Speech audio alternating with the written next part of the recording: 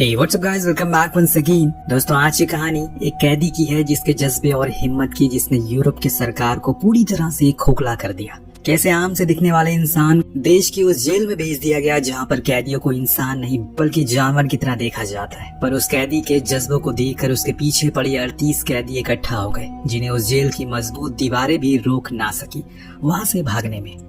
1938 का समय आयरलैंड शहर में मौजूद उस समय की सबसे हाई सिक्योरिटी जेल, जिसे सिर्फ उन लोगों के लिए बनाया गया है जो उस समय के तानाशाह के खिलाफ अपनी आवाज को उठाते हैं। पर इस जेल में आने के बाद उनकी आवाजों को हमेशा के लिए दफन कर दिया जाता है या फिर उन्हें गूंगा कर दिया जाता है, लेकिन ये सिलसिला थमा नहीं। लोग आते गए, खत्म होते चले गए। कुछ इस तरह से आज एक और कैदी है जिसे अब लैरी कहकर पुकारा जाता है, जो दिखने में बेहद ही समझदार और सूझबूझ से भरा हुआ शख्स है, पर हकीकत वो अभी तक न जाने किन किन जेलों से भाग चुका है। इसीलिए फाइनली अब उसे जेल में लाया गया है। इस जेल का नाम है मेज, मतलब कि भूल भुलैया, क्योंकि सभी को उम्मीद है कि अब यही वो अपनी सजा पूरी करेगा। पर क्या सच में ये मुमकिन हो पाएगा? चलिए जानते हैं। लैरी जब इस प्रिजन में आया काफी नॉर्मल बिहेव कर रहा था ताकि किसी को भी उसकी किसी प्रकार की गतिविधियों के बारे में पता ना चले, क्योंकि उसने जब से इस जगह पर अपने कदम रखे हैं उसके दिमाग में बस एस्केप प्लान ही चल रहा है, कैसे किस प्रकार से इस जगह की दीवारों को लांघ सके। लेकिन उसे ये अच्छे से पता है कि ये ऐसी जेल जहां से ना तो कोई बाहर जा सकता है ना ही कोई अंदर आ सकता है। कैदियों को भी लाने के लिए सिर्फ एक ही गाड़ी का इस्तेमाल किया जाता है, जिसे कई बार चेक करने के बाद ही अंदर आने की अनुमति मिलती है। और ऐसे में किसी का भी अकेले बाहर जाना खुद की जान को दावत देने के बराबर माना जाता है। जो गाड़ी खाना लाती है सभी कैदियों के लिए, वो दिन में 2 बार आती है, पर उसमें थोड़ी नरमी बख्शी जाती है, जिस चीज को लैरी बेहद ही गौर से देख रहा था। लेकिन अभी उसने फैसला किया कि वो किसी से बातचीत नहीं करेगा। अब शुरुआती कुछ दिनों के लिए तो उसे एकदम ही अलग सेल में रखा जाता है, लेकिन जब वहाँ के ऑफिशियल ने देखा उसका बर्ताव काफी अच्छा है औरों के प्रति, तो उसे निकाल कर एक आम सेल में डाल दिया गया, जिससे वो और कैदियों से बातचीत कर सकता है। पर लैरी ऐसा करता नहीं है। हालांकि सभी उसे अच्छे से जानते हैं, पर वो सिर्फ 5 लोगों से ही बात करता है, जिस पर उसे ऐसा लगता है कि ये भरोसे के लायक है या फिर इन्हें वो अपने आने वाले मंसूबों के बारे में बता सकता है। पर अभी वो कुछ दिन और लेगा इस चीज को उनसे शेयर करने के लिए। खैर, इस बीच जेल के कानूनों के हिसाब से हर किसी को उनके परिवार वालों से मिलने की अनुमति है। यहाँ लैरी से मिलने उसकी पत्नी नैनी आती है, जो उसे बाहर के हालातों के बारे में सब कुछ बताती है, कैसे अभी की सरकार उन पर अत्याचार कर रही है, खासकर उन लोगों पर जो उनके खिलाफ आवाज उठा रहे हैं। उनके घर वालों का खाना पीना बंद कर दिया गया है, इसीलिए तुम्हें जल्दी बाहर आना होगा किसी भी हाल में। अब लैरी उसकी बातों को समझ रहा था, लेकिन उस दौरान उसकी नजर हर एक कोने पर थी, क्योंकि ये पहली बार मौका था उसे जब उसे सेल से कुछ दूर लाया गया था। पर यह मौका महीने में सिर्फ एक ही बार आता है, पर वो इसे गंवाना नहीं चाहता। लेकिन यहाँ से वो खुद अपने दम पर तो नहीं भाग सकता, उसे किसी की मदद तो लेनी ही होगी।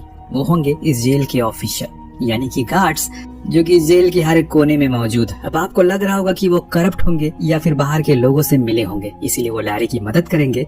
जी नहीं दोस्तों, ऐसा कुछ नहीं है। अगर ऐसा होता तो अब तक न जाने कितने लोग भाग चुके होते, और ये बात लैरी भी अच्छे से जानता है। इसीलिए उसने अलग तरीका अपनाया, और ये तरीका था उनके साथ नरमी से पेश आना, उनके सामने ऐसा दिखाने की कोशिश करना जैसे कि वो अब उसके ऊपर आग बंद करके भरोसा कर सकते। अब वो कुछ उल्टी सीधी हरकतें कर रहा है या नहीं, इस चीज को सभी गार्ड कुछ हफ्ते तक भापते हैं, और फिर आखिरकार लैरी का ये प्लान भी सफल हो जाता है, क्योंकि उसे बाहर झाड़ू पोछा लगाने का काम मिल जाता है, जो उसके लिए काफी कारगर साबित होने वाला है। अगर उसे ही सही तरीके से इस्तेमाल करे, अपने इस प्लान को आगे बढ़ाने में उसे काफी मदद मिल सकती है। इस दौरान उसकी नजर बार बार केबिन की ओर जा रही थी, जहाँ सारी चाबियों का जमावड़ा था। पर लैरी को अच्छे से पता है कि किसी भी प्रकार की जल्दबाजी उनके लिए खतरे का अंदेशा है, इसीलिए वो काम के बाद अपने साथियों से मिलता है। उनसे कहा कि उन्हें भी अब कुछ काम करना होगा, किसी भी हाल में करके उन्हें जेल से 3 बंदूकें मंगवानी होंगी। जिस चीज का जिम्मा 2 कैदियों ने लिया, तो वहीं कुछ बचे हुए थे जो उन्हें कुछ ज्यादा ही जल्दी थी। किसी भी तरह करके वो यहाँ से भाग जाए,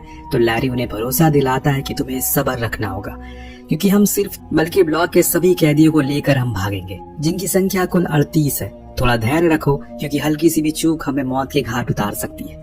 इस बीच उन्हें खुद से बनाया हुआ अपना मैप दिखाया, जो बार बार उसी जगह का था जहाँ जहाँ पर वो अभी तक जा सकते हैं। ये अभी पूरी तरह से मुकम्मल नहीं है, क्योंकि ये जेल बहुत बड़ी है। धीरे धीरे करके जो पुरानी कैदी थे उन पर अब थोड़ी नरमी बख्शने लगे थे जेल के अधिकारी, जैसे कि उनमें से कुछ और को भी काम सौंपे जाने लगे थे, और इस दौरान वो जेल का अच्छे से दौरा कर पाते। अब दोस्तों, जिस कार से इन्हें बाकी के ब्लॉक में ले जाया जा रहा था वो भी पूरी सील थी, जिससे इन्हें बाहर का कुछ भी दिखाई नहीं देता। लेकिन जब जब इन्हें अलग अलग ब्लॉक में लेकर जाया जाता है, लैरी वहाँ की सारी चीजों को नोट कर लेता है अपने दिमाग में, फिर रात में उसी चीजों को मैप में ड्रॉ करता है, जिससे कि उसे कार की स्पीड टाइम का अंदाजा लगा लिया, जो उसके लिए अच्छी चीज है। तो वही उसके और साथी भी अपने कामों को बखूबी कर रहे थे, लेकिन अभी भी ये सिर्फ 5 ही हैं, क्योंकि उन्होंने और किसी को इस बारे में कुछ बताया नहीं है, क्योंकि लैरी ने मना किया है कि वो और थोड़ा समय लेना चाहता है। पर इस बीच एक बाधा बार बार आ रही है इन्हें एक दूसरे से बात करने में। अभी भी इन्हें थोड़ी परेशानी हो रही है, क्योंकि इन्हें सही समय जो मिल नहीं पा रहा है। इसीलिए लैरी अब वार्डन के ऊपर पूरा फोकस करता है, ताकि वो उसे अब पूरा भरोसा दिखाने लगे, जो कि वो दिखा भी रहा था। अपने आधे से ज्यादा काम वो उसी से करवाता है, जैसे कि जब वो कार से उतरता है तो अपना सामान वगैरह स्टोर रूम में रखवाता है। पर अभी भी लैरी को केबिन में जाने की इजाजत नहीं थी, जो कि सबसे बड़ी चीज थी। जिस दिन उसे ये काम मिल गया, उसके लिए बाकी काम और भी आसान हो जाएगा। अब इस चीज के लिए और जोर लगाने लगता है वो। कुछ दिन बाद उसकी बहन भी उसे मिलने आई, जिसने बताया कि कैसे वो लोग उनके परिवार वालों को मार रहे हैं, उन पर अत्याचार कर रहे हैं, जो चीज लैरी को और भी झकझोर कर रख देती है। उसके अंदर अब आक्रोश था कि किसी भी तरह करके उसे यहाँ से भागना है। इसीलिए फिर जिसमें से कुछ कैदियों का कहना था कि उन्हें अब औरों को भी बता देना चाहिए कि अब वो यहाँ से भागने वाले। लेकिन लैरी को लगता है कि जब तक 90% प्लान पूरा नहीं बन जाता, वो किसी को नहीं बताएंगे। इतने में उनके पास 2 और कैदी आए, जो कि उन 5 में से थे। उसमें से एक कैदी लैरी को इस जेल की एक फोटो दिखाता है, जो कि रियल थी। अब ये चीज लैरी के लिए एक वरदान साबित हो सकती, जिस मैप को बनाने में जी जान लगा रहा था। अब वो काम और भी आसान हो जाएगा, लेकिन अभी भी उसे कुछ समय और चाहिए, ताकि वो और डिटेलिंग में जा सके। अब धीरे धीरे करके समय बीत रहा है, अब गतिविधियां तेज होने लगी है। इस बीच कुछ ऐसा हो जाता है जो अनप्लान था, यानी कि उस जेल में 2 गुटों के बीच में झड़प हो जाना, जो किसी भी जेल में आम बात होती है। इसी के चलते जेल की सुरक्षा और बढ़ा दी गई, क्योंकि सारी बात वार्डन पर आ गई। उसकी देख रेख ये सब कैसे हो गया। लेकिन लैरी की हिम्मत नहीं टूटी, वो अभी भी अपने मकसद में लगा हुआ है, क्योंकि उसने अपने लोगों को यहाँ से किसी भी हाल में बाहर निकालना है। और इसके लिए उसने 2 दिन बाद का समय चुन लिया। अपने ब्लॉक वालों को संदेश भिजवा दिया कि वो पहले स्टेप में नहीं रहेंगे, लेकिन उन्हें कोई भी ऐसी गलती नहीं करनी है जिससे वो उसके ऊपर कोई बात आ जाए, क्योंकि बाद में यहाँ से वो जाएंगे। अब सभी ने उनकी बात को मान लिया। फिर वो समय आ गया जिसकी उन्हें सबसे ज्यादा जल्दी थी, यानी कि एस्केप की। हाँ, हर दिन की तरह आज भी गाड़ी निकली बाहर सामान लेने के लिए, और उसमें थे पुराने कैदी, 2 ड्राइवर और एक गार्ड, जिन्हें कोई अंदाजा नहीं था कि अंदर जाने पर उन्हें कुछ गार्ड मिलेंगे, जो कि असल में नकली है, क्योंकि उन्होंने गार्ड की यूनिफॉर्म जो पहन रखी है।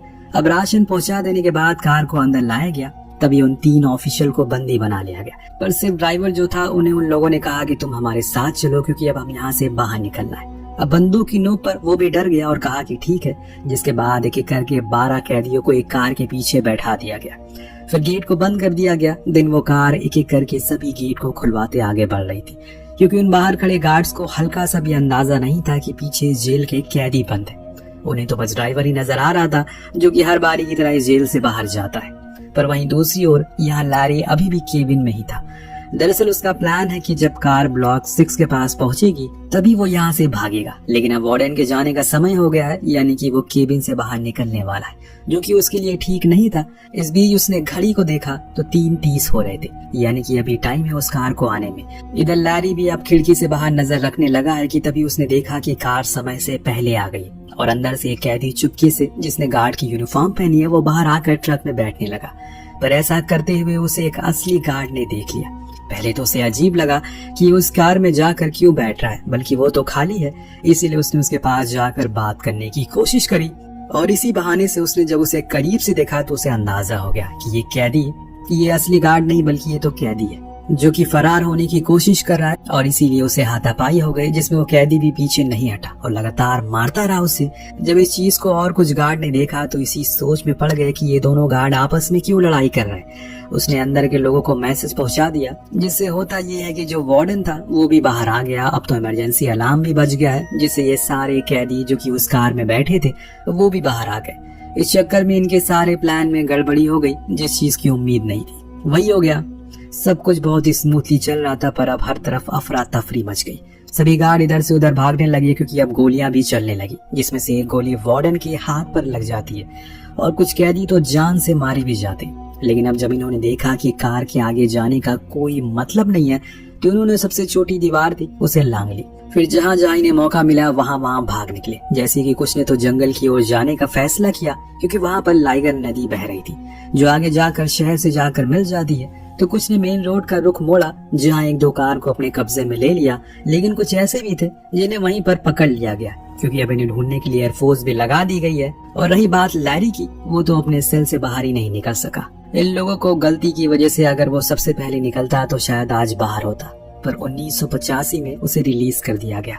उसके बाद भी वो उन ग्रुप में शामिल रहा जिसका नतीजा ये मिला कि आगे जाकर उसे मिलिट्री ने मार गिरा है। उस दिन तकरीबन 38 कैदी फरार हुए थे जिसमें से 19 को तो पकड़ लिया गया, लेकिन बाकी के अपने मंसूबे में कामयाब हुए और भाग निकले। तो कुछ इस तरह से इस कहानी का यही पर अंत होता है। ये कहानी एक सच्ची घटना पर आधारित है। वेल, आपको कहानी कैसे लगी हमें कमेंट करके जरूर बताएगा। मिलते हैं अगले वीडियो में। Thank you so much watching.